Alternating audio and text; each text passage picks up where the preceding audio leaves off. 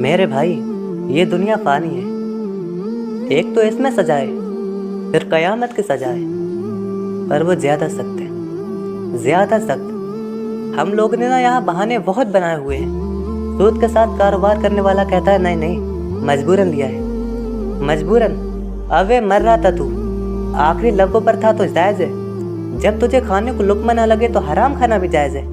کیا دقت تھی؟ کیوں اللہ رسول کے مقابلے میں کھڑا ہوا تو؟ کیا تکلیف تھی؟ تو کہاں الجھ گیا تھا؟ ہم جان بوجھ کر اپنے لیے جہنم اکٹھی کرتے، پھر کہتے ہیں سکون نہیں زندگی میں۔ کیسے آئے گا؟ ہم نے خود آگ لگائی ہے چمن میں اپنے، اور جو قیامت کی سزا ہے، میرے نبی پاک علیہ السلام نے فرمایا رب تمہیں سامنے کھڑا کرے گا۔ اور کس طرح کھڑا کرے گا؟ فرمایا لوگوں کے وجود سے کپڑے اتر جائیں گے، زمین اس طرح دہکے گی جس طرح تانبا زمین پر رکھا جائے اور آگ جلائی جائے، پھر ننگے پاؤں رب تمہیں کھڑا کرے گا۔ آج سورج کی پشت تمہاری جانب ہے، قیامت میں منہ تمہاری جانب ہوگا۔ نیزہ آپ نے دیکھا؟ یہ نیزہ فرماتے یہ جو تم نیزے دیکھتے ہو، صرف 1.25 نیزے کے برابر سورج قریب آ جائے گا۔ یا اللہ کیا ہوگا اس دن؟ اللہ فرماتا ہے تو میرے سامنے کھڑا ہوگا تو بول بھی نہیں پائے گا۔ تیرے ہاتھ بولیں گے، تیری آنکھ بولے گی، تیرے پیر بولیں گے، تیرا پیٹ بولے گا، لیکن تو کچھ نہیں بول سکتا، سب تیری گواہی دیں گے۔ اور جو حضور نے کہہ دیا ہے تو آپ کسی نعت خواں کے کہنے سے بات بدل سکتی ہے، کسی پیر کے کہنے سے جملہ بدل سکتا ہے، کسی خطیب کے کہنے سے بات بدل سکتی ہے۔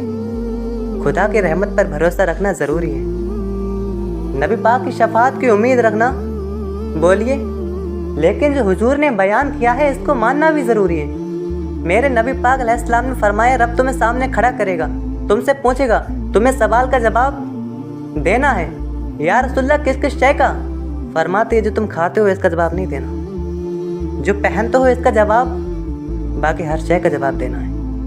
وہ جو ادھر پلاٹ لیا ہے اس کا بھی جواب دینا ہے، اور جو بچوں کے پیسے بتائے ہیں اس کا بھی، اور جو چھپائے ہیں اس کا بھی، تمام حساب و کتاب۔ میرے بھائی، ہم لوگوں کے دل میں کوئی خوف نہیں ہے۔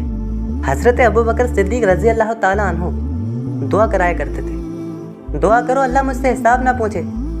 حضرت عمر فاروق اعظم رضی اللہ تعالیٰ عنہ اپنے بیٹوں کو پاس بلا کر کہتے تھے بیٹا اپنے باپ کے لیے رحمت کی دعا کرنا، میں درگزر والا ہوں، میں حساب والا کوئی نہیں۔ حضرت عثمان غنی قبر پہ کھڑے ہوتے تو داڑھی آنسوؤں سے بھیگ جاتی تھی۔ غلام کہتے تھے حضور 3 دفعہ نبی پاک نے آپ کو جنت کی بشارت دی ہے، تو آپ کیوں اتنا روتے ہو؟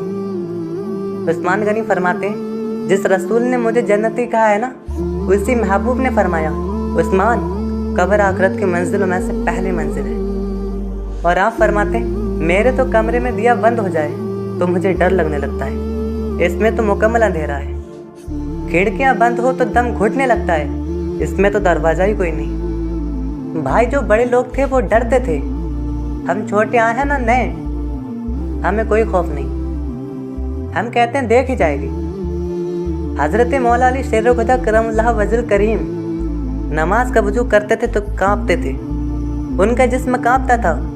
علی آپ خیبر کے سامنے نہیں کانپے، خیبر کا دروازہ اکھاڑا نہیں کانپے، بدر، احد، جنگ خندق، باقی جنگوں میں نہیں کانپے، تو یہاں آپ فرماتے مالک کے سامنے جاتے ہوئے ڈر لگتا ہے۔ آج کسی بادشاہ کے سامنے بہت لوگ تھر تھراتے ہیں، کپ کپاتے ہیں، لیکن وہ تو بادشاہ کا بھی بادشاہ ہے، اللہ کے سامنے کوئی خوف نہیں۔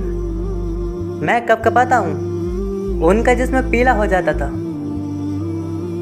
بھائی یہ دنیا فانی ہے، اس میں آپ جتنی نیکی کریں اتنا بہتر ہے، گناہ سے بچنا ہوگا ہمیں، ورنہ قیامت کا عذاب انتظار کر رہا ہے۔